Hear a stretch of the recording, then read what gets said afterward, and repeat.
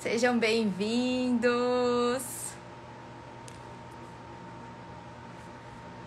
Hoje nós vamos falar sobre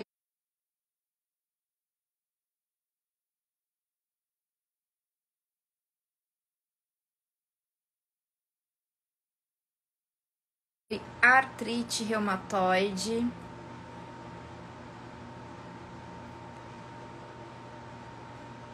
Muito bem-vindos. Opa, reumatoide. Gente, tá calor aí onde você está? Digita sim aí nos comentários. Tá calor aí onde você está? Vocês estão me escutando?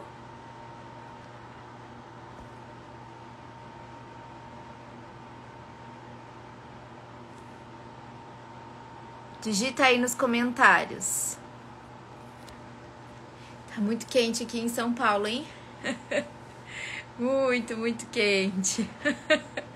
Meu Deus, mas vamos lá. Olha que tema legal, né? Bem interessante, bem legal. Calor, né, Eduardo? Eu coloquei lá pra vocês nos stories algumas sugestões. Rio de Janeiro, 40 graus. Tipo isso. Eu coloquei nos stories pra vocês algumas sugestões de temas de live, tá? E aí vocês falaram sobre fertilidade, falaram sobre farmacogenética, falaram sobre doenças autoimunes. Então eu vou trazer um pouquinho de conteúdo aqui e também lá no Cromatina Class, tá bom? Boa noite, Fanny, muito boa noite.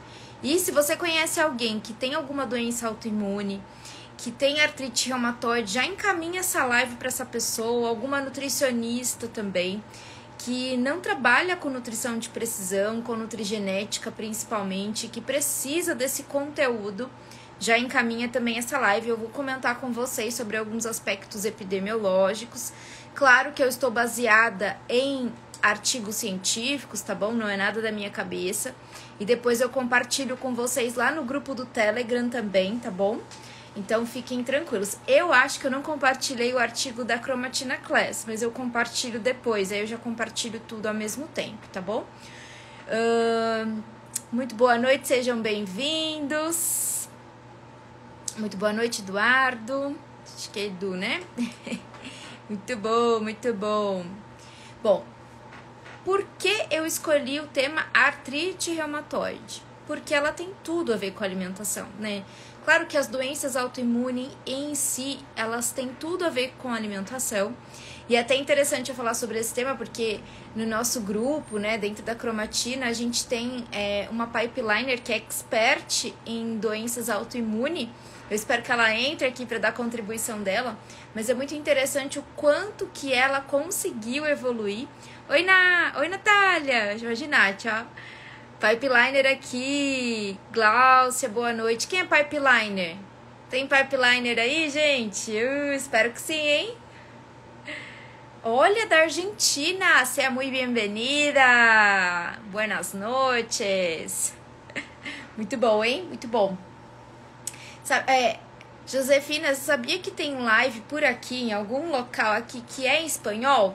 Sabia que tem live em espanhol aqui? E tem também conteúdo lá no YouTube em espanhol, olha que legal. Tem também, tá? Tem também. Bom, então por que artrite reumatoide? Porque, vou começar por ela, tá bom? Porque é uma doença autoimune muito importante, ela carrega um componente inflamatório muito importante. E ela acomete 1% da população mundial, bastante, né? E muito mais mulheres na faixa etária de 25 a 50 anos. Olha só que legal, na faixa etária de 25 a 50 anos, que legal pra gente prevenir, tá bom? Não que é legal ter esse diagnóstico.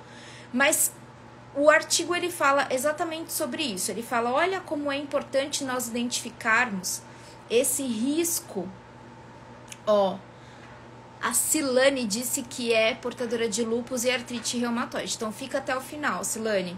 Fica até o final porque eu vou te dar algumas sugestões aí para você procurar junto ao seu profissional, tá bom? Fica até o final. E por que é interessante, né? Porque ela tem gatilhos. Assim como todas as doenças autoimune, a grande maioria das doenças crônicas, né, sendo a artrite reumatoide, o próprio lúpus, uma doença crônica, uma doença de base inflamatória importante. Então, qual é o principal gatilho? A gente tem, na verdade, componentes que podem ser componentes ambientais e componentes genéticos. Dos componentes genéticos, olha só, a genética tem uma contribuição. Suzana, muito bem, pipeline, ó, Márcia, quanto tempo, né, meninas? Quanto tempo? Que boa, a gente estava em aula agora, gente, olha que bacana, né? Muito bom, muito bom. Ó, Nazaré, pipeliner chegando, né, gente? Então, dos componentes genéticos, a artrite reumatoide, ela tem uma contribuição que varia entre 50% a 60%. Gente, 50% a 60% tem uma contribuição muito grande, geneticamente falando. Ai, Tati, então isso quer dizer que, por exemplo, quando eu tenho um familiar que tem esse diagnóstico, eu vou ter também? Não, não quer dizer isso. Quer dizer que você pode ter uma predisposição, mas lembrem-se, essa predisposição só vai realmente ser um gatilho, só vai realmente ser acionada se você tiver um componente ambiental para realmente apertar esse gatilho. Se você tiver esse componente ambiental para apertar esse gatilho, você pode sim desenvolver a doença. Então, claro, tem que juntar os dois, juntar o componente genético com o componente ambiental. Quando nós estamos falando de doenças crônicas, nós estamos falando de doenças complexas. Boa noite, Nazaré, boa noite, Joana. E essas doenças complexas, elas têm multifatores. Não é um único fator, não é um único gene, não é somente um único fator ambiental. São vários genes que podem contribuir e muitos fatores ambientais também. E na artrite reumatoide, isso é muito claro.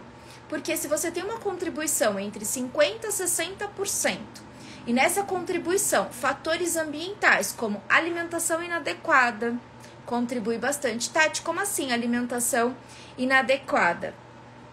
A alimentação inadequada é, por exemplo, uma alimentação ocidental. Ontem, gente, nós tivemos também um super aulão lá no GEMP, que é o Grupo de Estudos em Nutrição de Precisão. E esse grupo de estudos, ele é um grupo muito interessante porque a gente estuda basicamente metabolômica, né? E nós tivemos ali uma aula bem interessante que falava sobre a contribuição dos metabólitos que nós produzimos, que todo mundo produz, mas que em determinadas condições clínicas nós produzimos de forma diferenciada. Então, se a pessoa tem um diagnóstico, ela produz um metabólito que é diferente da pessoa que não tem diagnóstico. Então, vamos supor, são dois irmãos, gêmeos idênticos, que tem ali um ambiente muito parecido de exposição, mas um teve o diagnóstico e o outro não. Então, a metabolização desse pode ser diferente da metabolização do outro que não tem um diagnóstico, né? E claro que isso vai importar, principalmente quando a gente fala de diagnóstico, é um diagnóstico médico, né? Nutricionista não faz diagnóstico, mas isso é importante para direcionar o que? As condutas, certo? Muito boa noite para quem está chegando, ó. A Silane disse que o gatilho dela foi o chikungunya.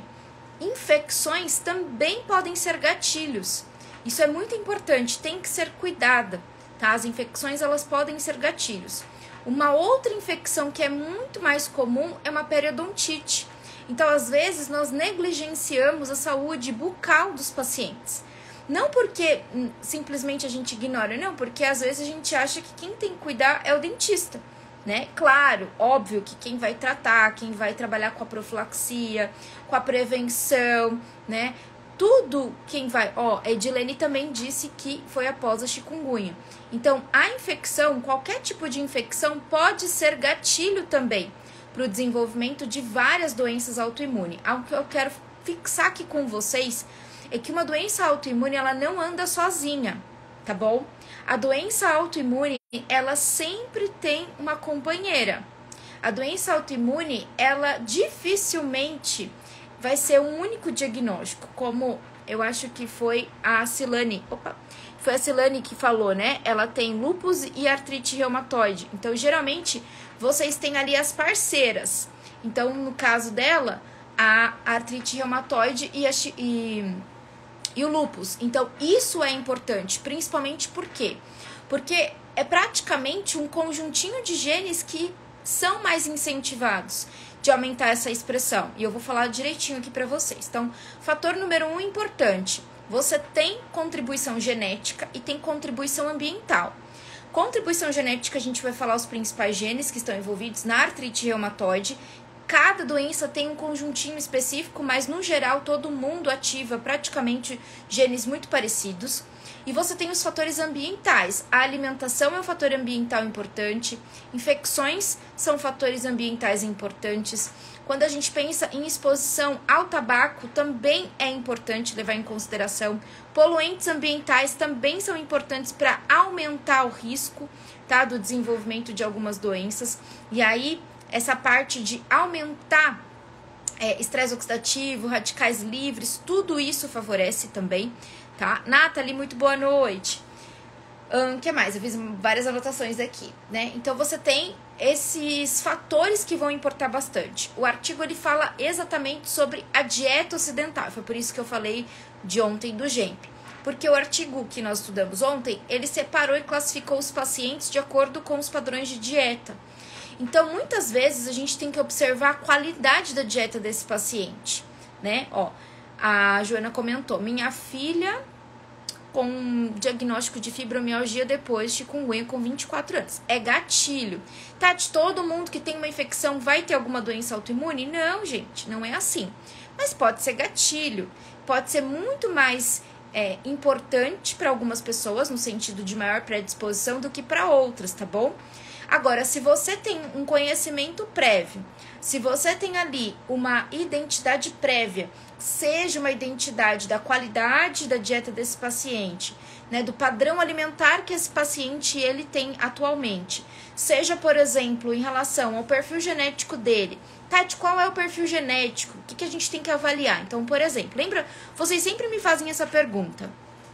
Tati, eu trabalho com doenças autoimunes. Qual é o melhor teste para mim? O melhor teste é aquele que atende às necessidades do seu público. Vou dar um exemplo muito claro agora. Vamos supor que o meu foco de trabalho fosse realmente atender pacientes com artrite reumatoide. Vamos supor que de todas as doenças autoimunes eu trabalhasse só com pacientes com artrite reumatoide. O que eu iria identificar num teste de nutrigenética?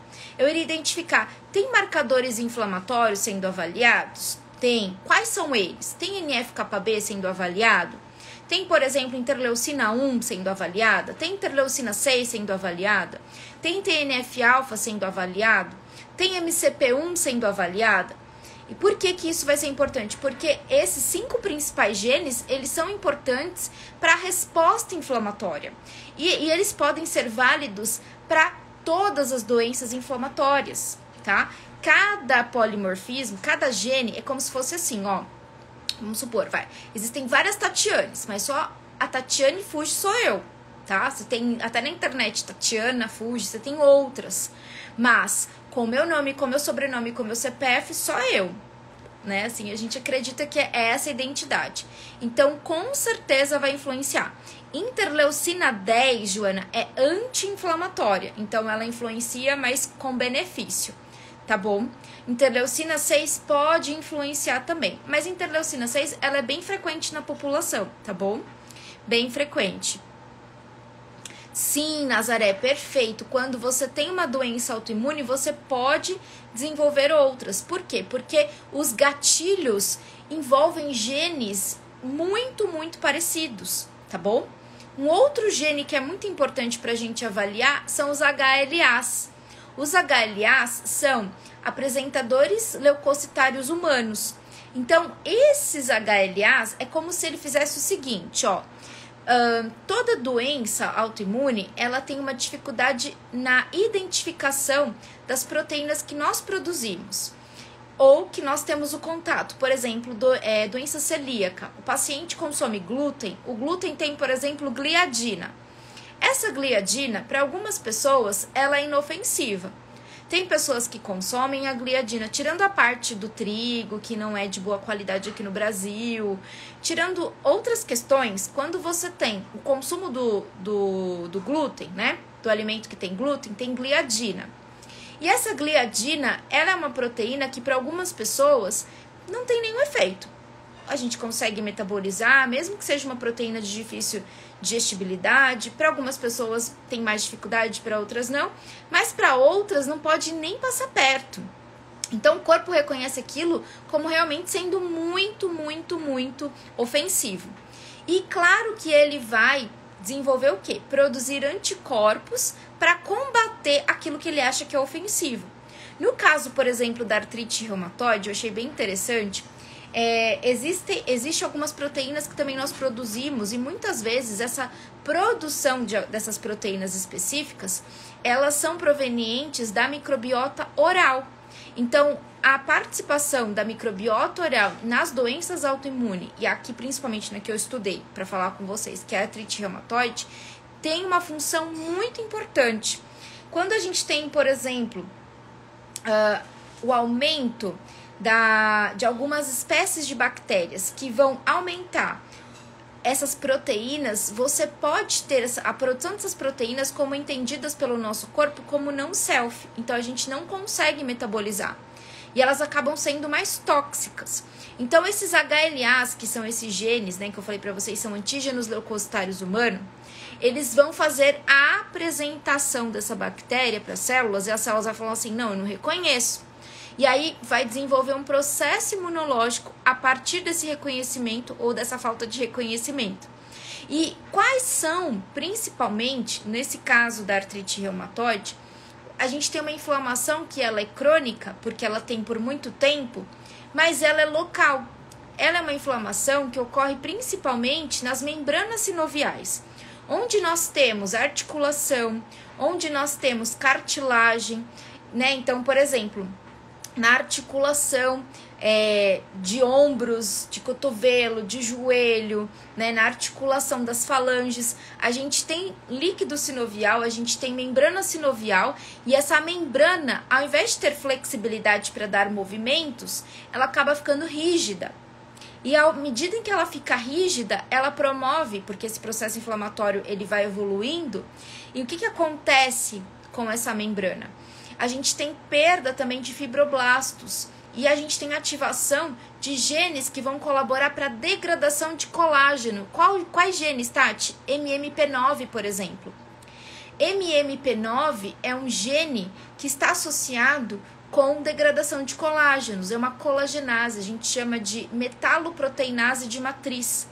A MMP9 é muito ativa na artrite reumatoide. Aí a Silane colocou assim, muita dor, porque você tem ativação de prostaglandinas, você tem ativação de ciclooxigenase, que são proteínas envolvidas com maior sensibilidade à dor. Aí qual que é a conduta clínica e medicamentosa para esses pacientes? O uso de corticoides, não é verdade? O paciente está com dor, está inflamado, uso de analgésicos. E aí o que acontece? Muitos pacientes podem evoluir com efeitos colaterais. E aí você tem uma complexidade de alterações que, imagina só se você pudesse prevenir. Quem tem aqui, né? Ó, a Joana colocou, meu avô materno tinha artrite reumatoide, psoríase, diabetes tipo 1. Minha avó materna também tinha artrite reumatoide, tenho tias com psoríase, então é realmente algo muito importante. Você tem gatilhos também, gatilhos emocionais na maioria das doenças autoimune também, né? Mas por quê? Porque também existe a parte da regulação da microbiota ou do microbioma intestinal também. A gente chega lá, o intestino vai sofrer. Exatamente isso, Joana.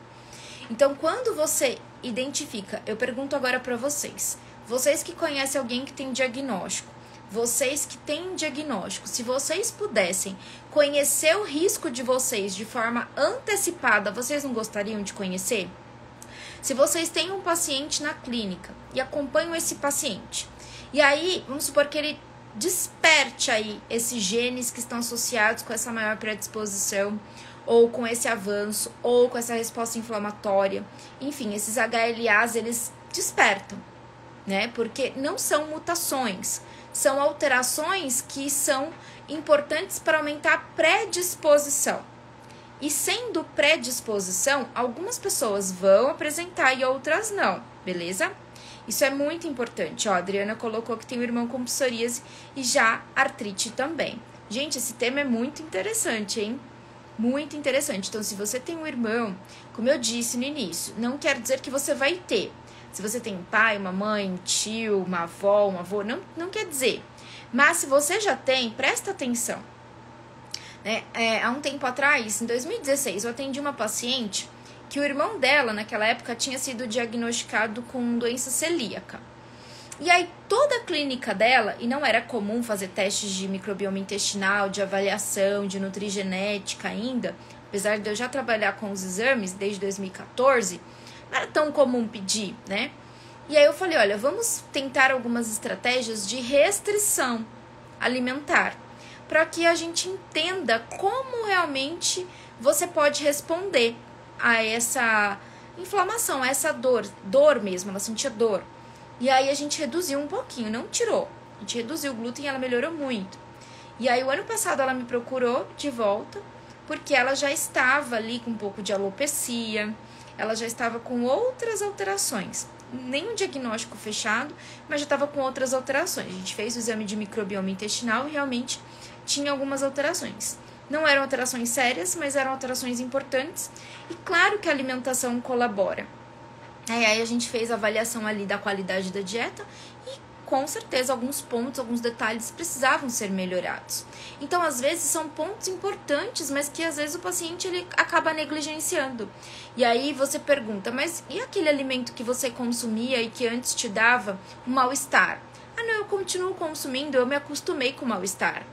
Pode ser que o seu paciente responda assim, não pode? Pode ser, claro que pode ser que ele responda assim. Então, não é para se acostumar com o mal-estar, não é para consumir um alimento e ter dor de cabeça, não é para consumir um alimento e ter um que a gente chama de piriri, né? E já sair correndo pro banheiro. Não é para ter um alimento e sentir que você tá mais inchada, que tá te doendo as articulações. Eu já passei por isso. Já tive também suspeita de artrite reumatoide e não era, graças a Deus não era, mas eu fiquei preocupada porque eu conheço meu perfil genético, eu conheço meu histórico familiar e eu tinha feito ali um abuso do consumo de alguns alimentos que eu não tenho nada a declarar nesse momento. Mas também foi muito importante para eu ter essa consciência e vivenciar a experiência do paciente, né? Lecitinas dos grãos também pode contribuir? Pode contribuir, também pode contribuir, né? A comida, o alimento, ele tem um poder de influência muito grande, né, gente? Ele tem um poder, aquilo que pode ser um nutriente para mim, pode ser um veneno para você. Se fornecido em quantidades diferentes, então, pode ser um veneno. Então, para uma pessoa que não tem sensibilidade ao glúten, ela pode consumir um alimento que tenha glúten, tá tudo bem. Para outra que já é celíaca, não tá tudo bem, né?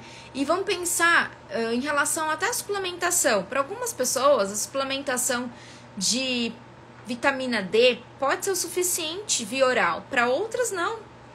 Ela precisa de uma intervenção um pouquinho mais profunda, vamos dizer assim. De repente, ela precisa de uma intramuscular. De repente, uma B12 intramuscular ou até mesmo de uma vitamina D, né? Porque só oral não vai ter eficiência. E por que tudo isso? Porque existem alterações genéticas que fazem com que essa pessoa tenha uma resposta única.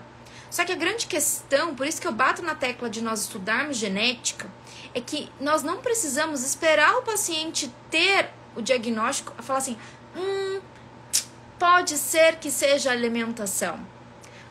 Pode ser que seja essa suplementação que para você não é a mais correta. Não é a correta de você pensar... O que eu tô querendo dizer é assim, não é que você fez toda a avaliação, você entendeu da semiologia, sinais e sintomas do paciente e fala assim, ele está precisando de mais vitamina B12. E aí você vai lá e suplementou via oral, ou sublingual, enfim. Só que o paciente, de repente, precisaria, para otimizar os resultados dele, de algo mais rápido. E aí a gente deixou de ofertar porque a gente não conhecia. Claro que nós, como Nutri, a gente não vai fazer nenhuma intervenção, mas nós poderíamos recorrer a profissionais que poderiam nos ajudar. É disso que eu tô falando. Então não é que você tem o conhecimento sem a genética errado, não é isso. É que vai te faltar essa personalização. E essa personalização só vem com a genética. Sem a genética a gente individualiza, mas com a genética a gente personaliza, tá bom? Isso é importante. Muita calma, muita calma. Ó, as doenças autoimunes podem também ter depressão. Pode ser que tenha, né? Porque os gatilhos emocionais também são importantes. E por falar nisso, na semana da epigenética, comenta aí quem já está inscrito, quem já está inscrita, hein? A gente vai ter, acho que na terceira aula, genes e emoção, epigenética e emoção.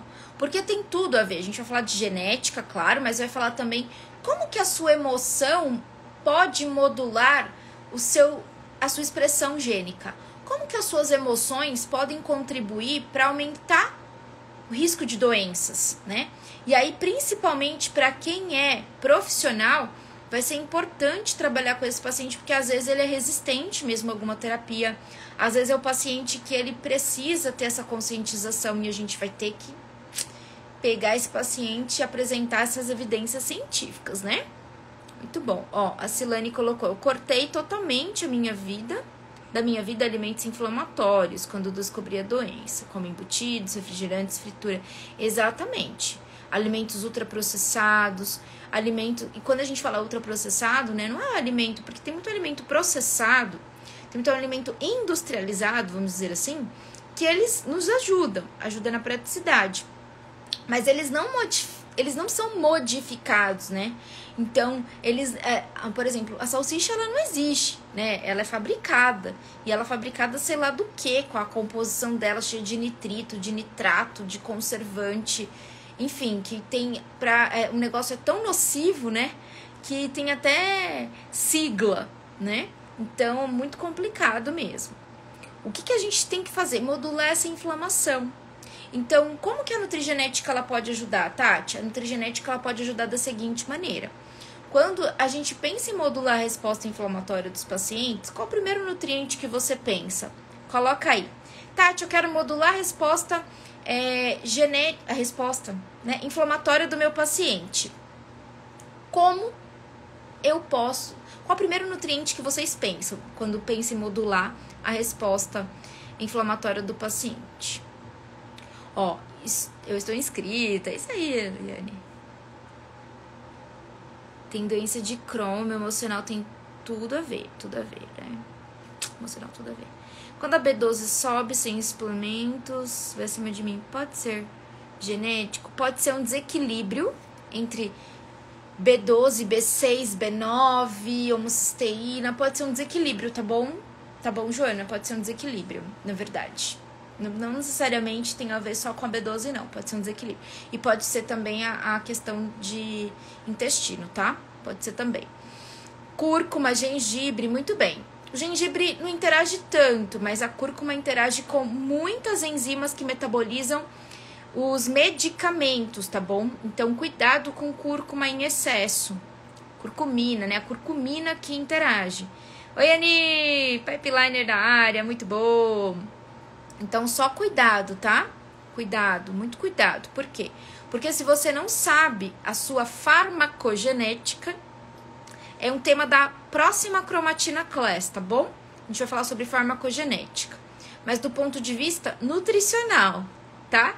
Eu vou mostrar pra vocês um ponto de vista nutricional na fármaco, beleza?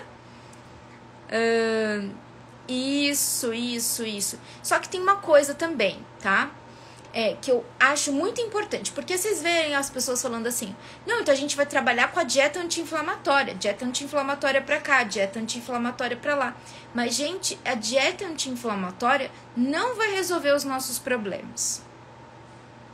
Verdade, sabe por quê? Porque se a gente pensar na inflamação sempre como a vilã da história, qual que seria o princípio? A inflamação, ela aumenta sistema imunológico, né? Então, você tem recrutamento ali de células sistema imunológico. A inflamação, ela pode ser de dois tipos. Ela pode ser uma inflamação aguda, que é uma inflamação fisiológica, e ela pode ser uma inflamação patológica ou crônica. A maioria das doenças tem a inflamação crônica e patológica, beleza? Ótimo. Só que os mecanismos de gatilho, de ativação de enzimas, de ativação de cascata, são os mesmos mecanismos. Então, a gente precisa ter um controle da resposta inflamatória. E não assim, falar, vamos acabar a guerra contra a inflamação. Se houvesse algum super alimento, ou alguma super estratégia, alguma super dieta, ou algum super medicamento para acabar de vez com a inflamação, a gente ia morrer do mesmo jeito. Sabe por quê? Porque qualquer bactéria, qualquer vírus, qualquer fungo, qualquer micro-organismo que fosse um protozoário ia acabar com a nossa vida. Porque a inflamação mostra pra gente que não tá certo, alguma coisa não tá certa. Então a gente não pode ficar, sabe, querendo desinflamar tudo. Claro que nessas doenças crônicas você tem que ter um controle, óbvio, porque aumenta a dor. Óbvio, porque você tem perda de movimento. A pessoa, por exemplo, nesse artigo ele fala que as pessoas perdem produtividade e tem impacto financeiro pro governo.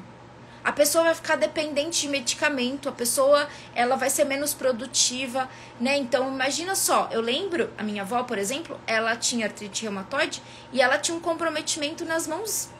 E aí ela não conseguia, ela tinha um movimento muito restrito. Então, imagina só, se é uma jovem, vai com 30 e poucos anos, com esse diagnóstico, como que ela trabalhava digitando? Trabalhava lá com a internet. Como que ela vai fazer agora para digitar? Como que ela vai fazer agora os trabalhos manuais? De repente ela trabalhava com artesanato. Como que ela vai fazer? Então perde-se produtividade. Então o impacto financeiro é muito grande. Olha só a nossa importância, a nossa relevância enquanto profissionais da área da saúde para tentar conscientizar a população de que é melhor prevenção, conhecendo as estratégias certas, do que esse tratamento e essa remediação, né? Então, é muito relevante mesmo. O que mais que nós temos aqui?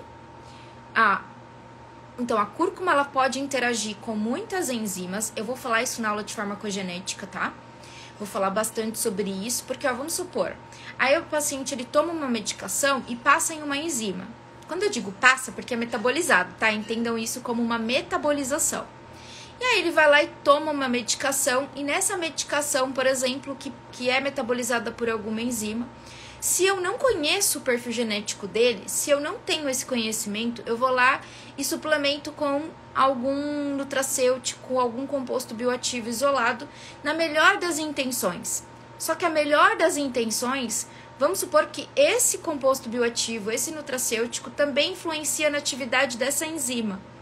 Sábado mesmo, nós estávamos num aulão falando sobre um paciente com alteração psiquiátrica e ele fazia uso de 2 medicamentos, os medicamentos estavam com dificuldade ali de ter algum efeito positivo em relação à melhora dos sintomas do paciente.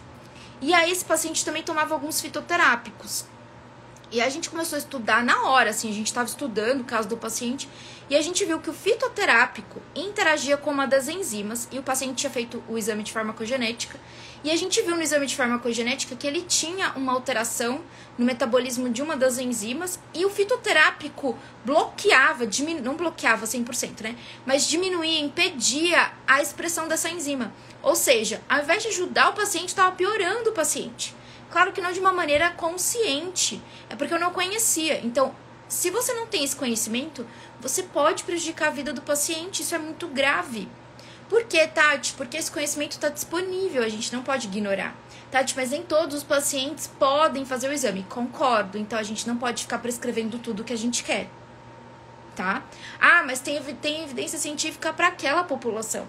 Mas pode ver que os pesquisadores não falaram que todo mundo respondeu positivamente. E também tem um tempo de intervenção. Às vezes esse paciente está consumindo aquilo há anos, né? Quantos pacientes chegam no consultório e falam polivitamínico há anos? Não, porque eu tomo esse polivitamínico, eu tomo esse nutriente aqui há anos, né? Então, se você coloca cúrcuma em tudo, cuidado. Por quê, gente? Porque pode ser que seja muito bom pra você, eu não conheço seu perfil genético, como pode ser que não seja, tá bom? É só um alerta. Óbvio, gente, óbvio que eu estou falando de suplementação. Então, se você bota lá e suplementa, e no seu... é muita coisa, tá bom?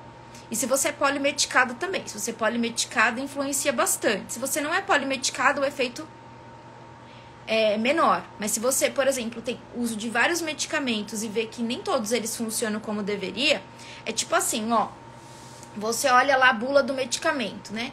Ó, o paciente, 1% da população que consome esse medicamento, não tem lá os efeitos colaterais que a gente nem olha. 1% da população que consome esse medicamento tem fortes dores de cabeça. Aí você toma um medicamento e tem fortes dores de cabeça. Você tá na estatística menor. Então, isso é importante. E aí ele vai falar, 5% dos pacientes apresentam coriza, sei lá. Aí você vai no outro dia tem coriza. 5% dos pacientes é a minoria. E você tá na minoria. E aí, o que vai acontecer? Se você tá tendo efeito colateral, claro que não é o único motivo, mas um dos motivos pode ser a genética. E, além da genética, pode ser que aquele nutriente que você acha que está arrasando consumindo, ele pode não estar sendo benéfico para você. Porque depende também da sua genética. Se você dá conta de metabolizar esse nutriente. E se esse nutriente, né, ele também interage lá com as bactérias intestinais e você não está com a saúde intestinal em dia, isso também tem uma influência muito grande. Não somente na metabolização desse medicamento aqui, mas também na metabolização de outros nutrientes. Então, olha só como é relevante e complexo tudo isso que nós estamos falando. A Nazaré comentou, Tati, e o ômega 3 é para todo mundo? Não é para todo mundo. Na quantidade, mesmo de 1 grama, não é para todo mundo. Nem tudo é para todo mundo. Então, eu vou precisar, com certeza, observar o perfil do meu paciente. Se eu não tenho, Tati, eu não tenho condição de fazer exame genético. Eu não tenho condição e eu preciso ajudar esses pacientes. Então, observa sinais e sintomas. Observa se ele tem efeito colateral. Se ele toma muitos medicamentos, se ele fica trocando de medicamento. Porque é muito comum paciente no psiquiatra, principalmente psiquiatra, e vai trocando da medicação. Não é comum, gente? É muito comum. E aí, o que vai acontecendo? Vai marcando, ela falou que ia marcar. Vai realmente trocando a classe, trocando. Quando vê, tem lá, usou muitos medicamentos e não funcionou. Tem que observar, gente, esse paciente, ele vai precisar fazer uma economia aí e investir no exame. Porque senão, ele não vai ter resultado. E isso é frustrante para ele e para o médico, tá? Imagina só, se esse paciente vem com esse histórico pra mim, aí eu já fico pensando, gente, o que eu vou suplementar com ele? Então tomem cuidado, tá bom? Tomem bastante cuidado, isso é muito importante, tá? Deixa eu ver aqui o que vocês colocaram. Ó, a Joana falou que é sempre o 1% da bula, oh meu Deus, né? A Silane colocou que toma cloroquina, que tem dor de cabeça fortíssima. Não, mas tem que observar se é o efeito colateral esperado do medicamento, qual é o percentual de pessoas. Porque às vezes fala assim, ó, 50% da população pode ter dor de cabeça. Dei só um exemplo, tá? Então é mais comum do que a gente imagina. Mas às vezes 1%, aí tem que dar uma olhadinha, tá? A Bela disse assim, ó, você falou uma coisa muito importante, porque vários nutris renomados passam nos shots que indicam cúrcuma e nessa pode ter várias pessoas que podem ter essas alterações e nem sabem. Exato, ao invés de ajudar o paciente, a gente piora o paciente sem querer. Gente, por mais que o alimento, eu não gosto de classificar um alimento como sendo bom ou mal. Não, é a quantidade desse alimento. Se você toma, por exemplo, um shot, aquele shot ele tem aquele efeito pontual. Mas se aquilo começa a virar uma rotina e você é polimedicado, qual que é o problema? Quando eu venho aqui pra internet e eu venho expor, isso a gente discutiu ontem, pessoal do Pipeline, comentem, ó, a Selma tá aqui, gente, ó, gruda na Selma, que a Selma é expertíssima em autoimune, hein? Gruda na Selma, ó, Nutri Selma Mello. E ontem a gente discutia isso no nosso grupo de estudos, porque às vezes, ó, eu tô aqui na internet e tô falando assim, tome ômega 3, porque o ômega 3 resolve uma encravada, pelo encravado, que mais? Dor de dente, sinusite, que mais, gente? Vai falando. E aí, e aí, tipo, a pessoa falou assim, gente, eu descobri tudo, né? Um único nutriente para tudo. E não existe isso. Porque pode ser que para você ele super funcione, mas a quantidade também é super diferente. Então eu não posso vir aqui e falar, olha, faça isso. Eu posso incentivar o consumo de alimentos, agora o problema é a suplementação. E com certeza essas suplementações, elas têm quantidades que podem influenciar a longo prazo nesse perfil de interação. É disso que eu tô falando pra vocês, dessas interações. E aí o paciente não responde, aí eu falo, eu não sei por que o paciente não responde. Nossa, o paciente de novo com essa dor de cabeça? Nossa, esse paciente de novo com esse, sei lá, com esse piriri, né? Então eu tenho sim um compromisso muito grande. Nós não somos iguais. Nós não somos iguais. E olha que maravilha nós não sermos iguais. Eu não tenho ninguém para me comparar. Porque não tem ninguém igual a mim. Não tem ninguém igual a você. Então não se compare, beleza? Por isso que, claro, mas é algo que com certeza acontece. Todo mundo precisa de carboidrato? Sim. Todo mundo precisa de proteína? Sim. De gordura, de lipídio? Sim. Mas as quantidades são diferenciadas de acordo com o seu objetivo, de acordo com as suas atividades. Isso é individualizar. De acordo com a sua idade, né? São vários fatores que influenciam. Agora, eu não posso falar que serve para todo mundo a dieta XYZ. Porque, na verdade, a gente fala sobre um padrão. O padrão, ele requer o quê? Hábitos. Hábitos requer o quê? Adesão. Eu não posso falar que uma pessoa é fisicamente ativa se ela está há 3 dias na academia. Há 3 dias fazendo uma caminhada. Ela está há 3 dias ativa. Mas eu não posso falar que é um padrão da vida dela ser assim. Não posso. Eu posso falar que é um padrão depois de um tempo. Não é verdade? Então, se o paciente começou a consumir brócolis ontem, eu não posso falar que a qualidade da dieta dele já é maravilhosa. Porque ele começou ontem. Então, está em processo de evolução. Beleza? Isso é muito importante. Muito importante porque quando a gente pensa em doenças crônicas, gente, não tem cura. No caso da artrite reumatoide, não tem cura. E o que você vai fazer com esse paciente? Vai suplementar para sempre? E se ele não precisar desse suplemento? Ou se ele precisar de uma dose maior? Ou de uma dose menor?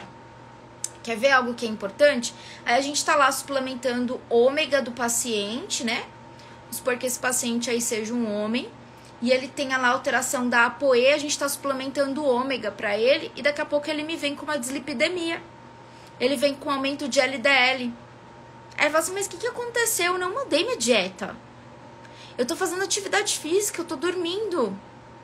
O que aconteceu? Interação com outros genes. Outros genes que, quando eu fui estudar artrite reumatoide, não tava lá. Não vai pegar os estudos, não tem ApoE e artrite reumatoide. Mas o paciente que tem artrite reumatoide pode ter uma alteração em ApoE. Então eu tenho que observar, será que é pra ele? Será que não é? Será que ele consegue fazer biossíntese direito? Será que ele está fazendo atividade direito? Será que esse paciente está metabolizando direito? Por isso que nós temos outros também exames complementares. A gente tem exame de perfil genético da microbiota, do microbioma intestinal. A gente tem exame de metabólitos. Então, podem utilizar exames complementares nessa avaliação. E é muito bem-vindo a utilização desses exames complementares. É sempre muito bem-vindo. E aí, quando a gente identifica esse perfil, facilita muito a nossa vida e a vida do paciente. Imagina só, seu paciente deixar de sofrer um efeito colateral de uma medicação, o efeito colateral de uma suplementação, ganhar mais qualidade de vida, ganhar mais saúde, exatamente porque ele está sendo alimentado, ele está sendo suplementado como ele realmente necessita, né? Isso é bem importante. Em média, quanto custa um exame? Um exame de Nutri, tem exames até de R$800, acho que de 600 também tem. Depende muito de empresa, tá? Depende bastante de empresa, do número de genes. Então, às vezes o paciente fala assim, eu vou investir nesse daqui que é pouquinho. Mas ele também vai me dar poucos resultados. Eu vou investir naquele que tem 20 mil resultados. Mas às vezes ele não é científico. Tem isso também, tá, gente? Tem exames que dá lá 20 mil, é um exagero meu. Mas é só pra vocês entenderem. Tem exames que tem lá 20 mil, né, informações. Só que não tem evidência científica pra tudo, tá bom? Tem que pegar um exame que tem evidência científica, que também tem... Às vezes o exame tem evidência científica. Ele fala assim, olha, quem tem alteração nesse gene tem predisposição para artrite reumatoide. Por exemplo, no caso da MMP9. Aí você fala assim, ok, o que eu faço com essa informação? Ah, não, por enquanto não tenho o que fazer. Ah, não, água, tomo suco de limão, tomo suco de laranja. Agora é acerola, o que eu faço? Não tenho o que fazer. Então, aí a grande questão é que nós também sempre dividimos essas angústias, né? Por que eu vou fazer essa avaliação se eu não tenho o que fazer, né? Eu preciso avaliar exames que eu sei o que fazer com o paciente, principalmente do ponto de vista nutricional. Por que é importante ter uma equipe multiprofissional? Porque se eu não posso, por exemplo, vamos supor que aqui tivesse que intervir com uma dose muito alta de vitamina D, né, na SMMP9. Então, eu não posso prescrever essa dose muito alta, mas o meu colega médico pode. Então, eu vou falar com ele, vou apresentar o caso, vou apresentar a evidência científica, vou mostrar o meu raciocínio para ele, vou falar, olha, pela literatura é assim, assim, assim, os pacientes evoluem assim, assim, assim. Vamos tentar com esse paciente? Aí ele me dá o posicionamento dele, tá? Então, por isso que é importante vocês conhecerem o exame, qual é o objetivo desse exame. Às vezes é um exame voltado para a população em geral, que é a maioria. Mas você tem que identificar dentro do objetivo do seu paciente. É emagrecimento? Então, olha o exame que está associado mais com genes de emagrecimento. É de doenças autoimunes? Então, olhe para o exame que tem mais informação sobre genes associados com resposta inflamatória, com sistema imunológico, nesse caso com degradação de colágeno, com ativação de vias que vão favorecer essa sensibilidade à dor, como a ciclooxigenase, as prostaglandinas. Lembrando que prostaglandina, principalmente de série par, prostaglandina E2, por exemplo, vem do ômega 6. E aí é mais fácil pedir para o meu paciente, eu vou avaliar a sua dieta aqui em relação à qualidade. Aí ele começa a falar tudo o que ele está consumindo. Aí eu observo que ao invés de suplementar alguma coisa, eu falo assim, vamos diminuir esse consumo de ômega 6? Mas eu não consumo, eu não estou suplementando. Não, eu sei que você não suplementa, mas a sua alimentação está desequilibrada em relação a ômega 6 e ômega 3, por exemplo, tá? Então isso é importante, muito importante. Ah, isso mesmo, Isa! Já, eu sempre recomendo, vocês que são nutris, estudantes, façam o exame de vocês, para estudar o exame de vocês e vocês vão aplicar no paciente. Isso é muito legal. Ontem mesmo, uma pipeliner falou exatamente isso para mim. Tati, fazer meu exame fez toda a diferença para o meu estudo. Fez toda a diferença na hora da abordagem que eu vou ter com o meu paciente. Eu tô mais segura. Então, ajuda bastante. Então, faça o exame de vocês. É muito legal. Mas se não conseguir fazer agora, porque ainda tá em dúvidas, qual exame vai fazer... Enfim, não fica ansiosa, não fica ansioso, tá bom? Tem tranquilidade, vai conhecer as empresas, vai discutir com quem já pede. Melhor você pesquisar, tá? Muito melhor você pesquisar. Ó, acho que fiz um exame que não pegava tudo o que precisava, mas acontece também, viu, Joana? Acontece sim, porque nem todos os profissionais, eles conhecem todas as opções, tá bom? Por isso que, ó, por exemplo, aqui na Cromatina, o que eu faço? Eu trago as empresas para falar com a gente. Então, os pipeliners, que são os alunos do curso, eles conhecem praticamente todas as empresas. Hoje, antes de vir para cá, para a live, a gente teve uma reunião com uma empresa, né? De avaliação de testes de microbioma intestinal. E dessa avaliação com essa empresa... a gente tava, quase dando dicas para eles. Não, porque no mercado a outra empresa é assim. Não, porque no mercado aquela outra é assado. A gente tava, dando dicas já para eles. Por quê? De tanto que a gente conhece. E a gente conhece não só de ouvir falar, a gente conhece de praticar. A gente conhece de pegar o exame, de pegar o laudo modelo Nossa, quanto de laudo modelo a gente compartilha entre nós. Hoje mesmo eu recebi, sei lá, 4 laudos modelos diferentes que eu não tinha visto. E isso é muito importante porque a gente adquire essa experiência em grupo. Sozinho você pode, com certeza, ter todos os laudos modelo que você quiser.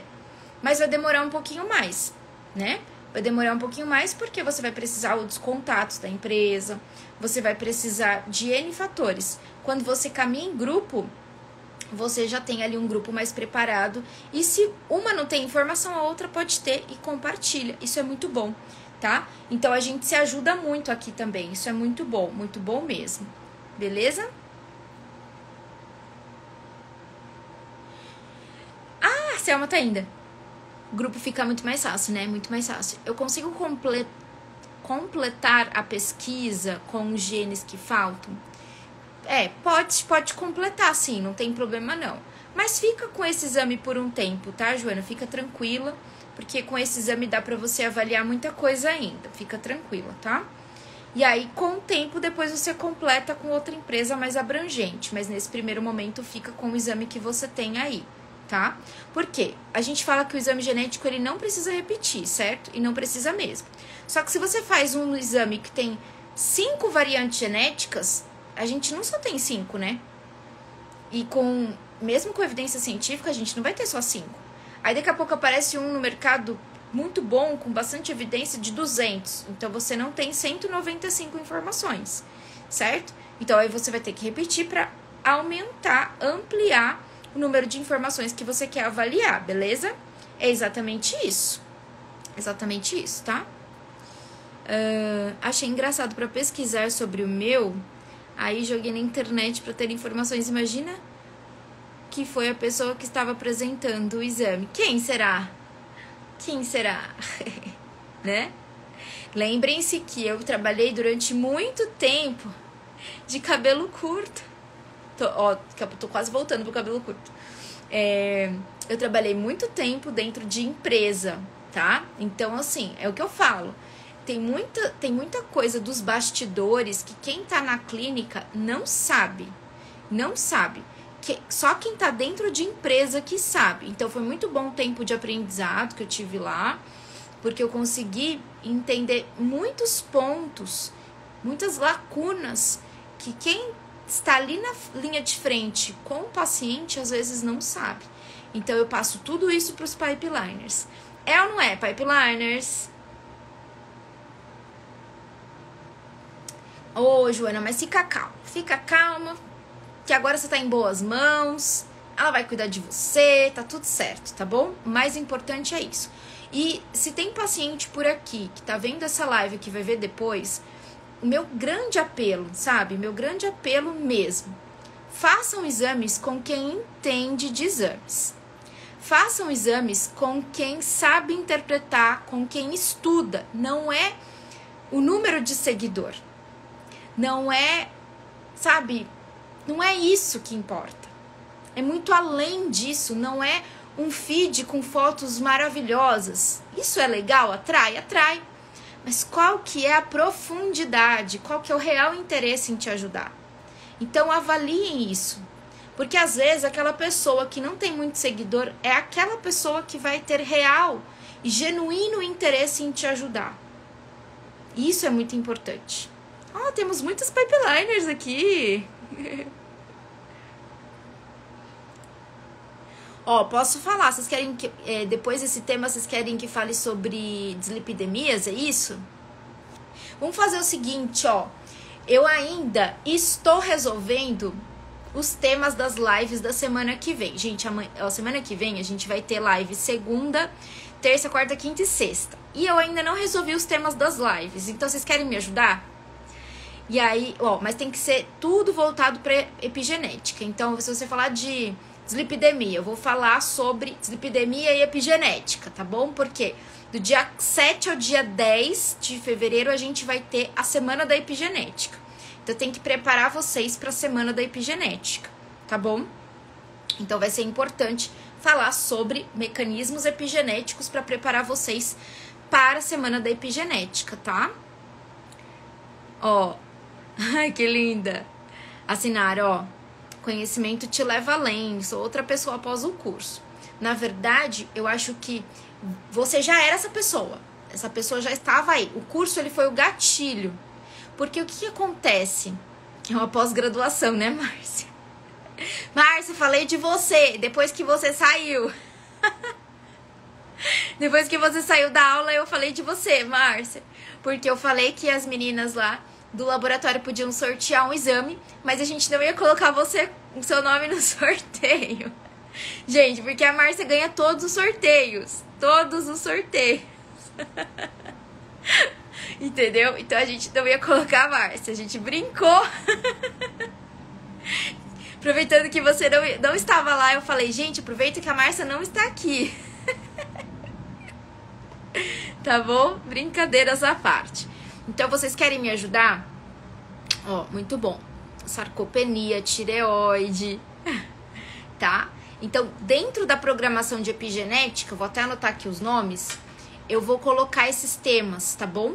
Fertilidade, vou colocar também. Fertilidade é um bom tema pra gente falar sobre epigenética, né? Programação, bem legal. Então, vamos lá.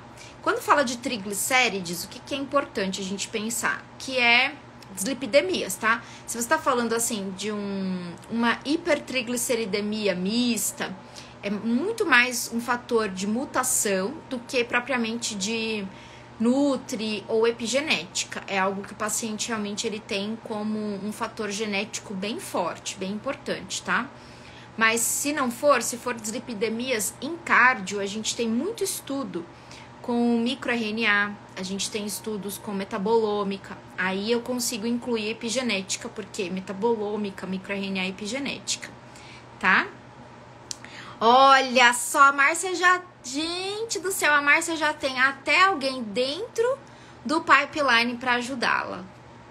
Olha só. Vou colocar aqui, então, tireoide.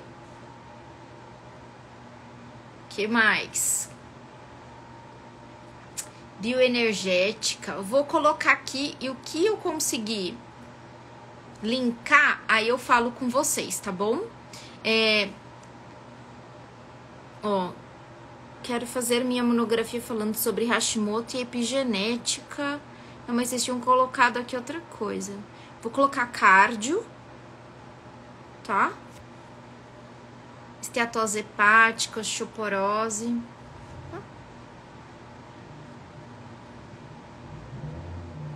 Esteatose hepática é legal. Eita, já deu... Já deram 5 temas aqui. Fertilidade eu vou colocar. Então, na semana que vem, a gente vai ter lives de segunda a sexta, às 20 horas. Então, qual que vai ser o seu compromisso comigo? Se você ainda não é pipeliner, quer se tornar pipeliner, no dia 9 de fevereiro, nós vamos abrir vagas para a próxima turma. Mas, enquanto isso, aproveita aqui todo o conteúdo, fica tranquilo, tá bom? E a minha grande... Deixa eu anotar aqui menopausa também. Meu grande pedido para vocês é, então, que vocês compartilhem o link que tá lá na minha bio com o maior número de gente, com o maior número de pessoas, para as pessoas virem pra live, para as pessoas poderem participar do evento, tá bom? Principalmente quem é estudante, tem certificado também, que eu sei que muitos estudantes precisam de certificado. E aí eu não ia dar certificado, mas resolvi também fornecer certificado para vocês, tá bom? Tem alguns profissionais que gostam também, tá tudo certo. Beleza? Ó, anotei alguns temas, ó, tá? Daniele, me manda um direct que eu te passo algumas informações, tá bom? Depressão. Depressão, gente, a gente vai falar na parte de emoções, lá na semana da epigenética, que vai ser pelo YouTube, tudo certinho, tá? Então, eu vou deixar pra lá.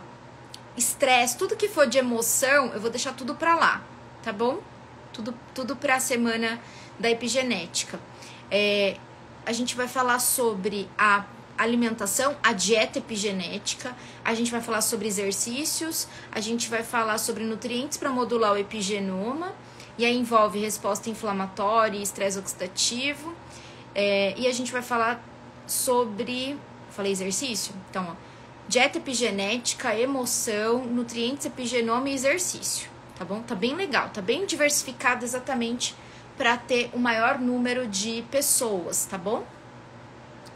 Fibromialgia. São temas que eu vou separar entre lives, né? Entre cromatina class, a gente vai interromper cromatina class durante 2 semanas para voltar aqui depois e eu vou começar com farmacogenética e eu já vou emendar os temas, porque vocês também pediram farmacogenética lá nos stories, tá bom?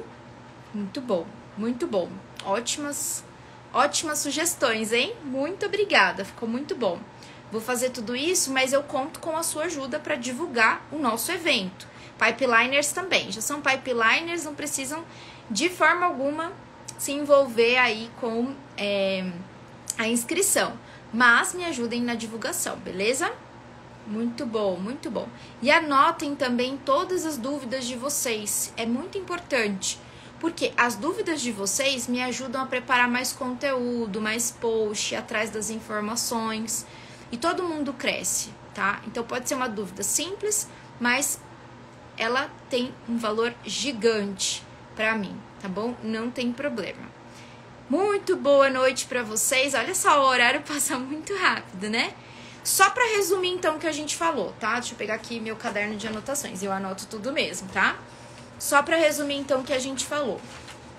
Então, a artrite reumatoide, ela é uma doença inflamatória, é uma doença autoimune, que tem um componente inflamatório importante, genes que influenciam na doença inflamatória, né, na artrite reumatoide. São genes associados à resposta inflamatória, como NF-κB, interleucina 6, interleucina 1, TNF-alfa, MMP9, né, principalmente.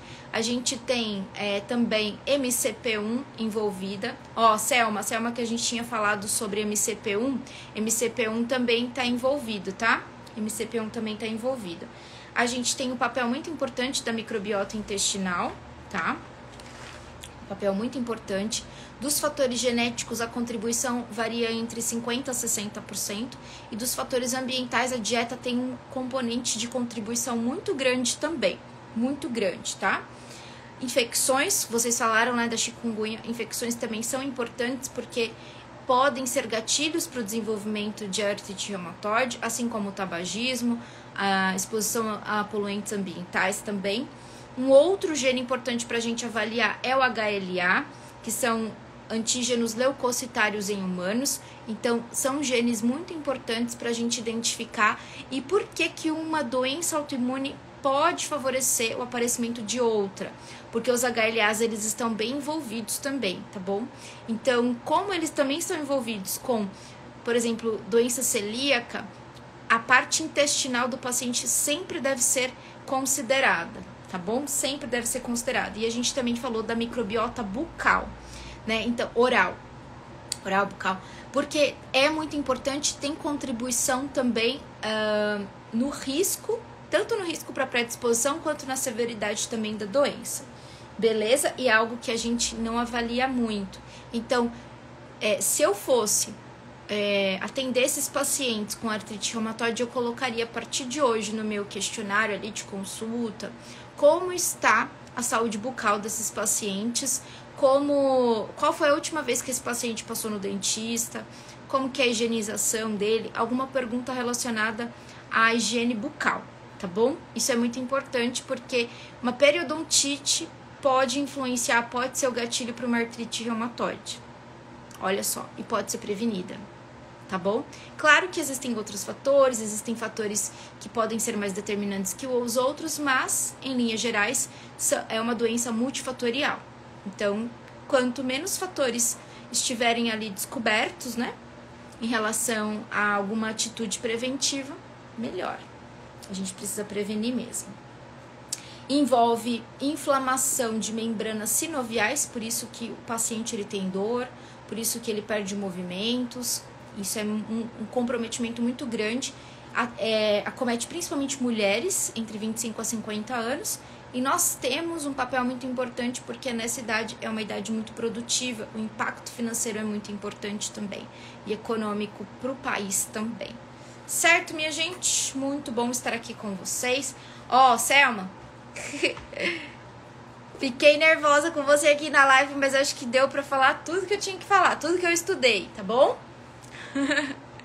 Muito bom, gente, muito bom sempre estar aqui com vocês. Agora sim, ó, beijo grande, até segunda-feira. Segunda-feira a gente tem live. Pra quem tá no Nutrigenética Day, sábado a gente tem aula o dia todo. Vocês vão cansar de mim sábado.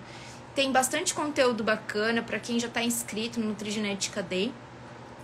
E segunda-feira a gente tem as nossas lives e na outra segunda começa a semana da epigenética para as novas turmas de pipeliners que estão chegando. Tem muita gente me perguntando e vamos ter novos alunos e vamos mudar esse mundo. Esse mundo precisa da gente, então estamos à disposição para fazer a nossa parte, fazer a diferença. Certo? Beijo grande para vocês, uma boa noite, fiquem com Deus e até segunda-feira. Tchau, tchau, gente. Obrigada.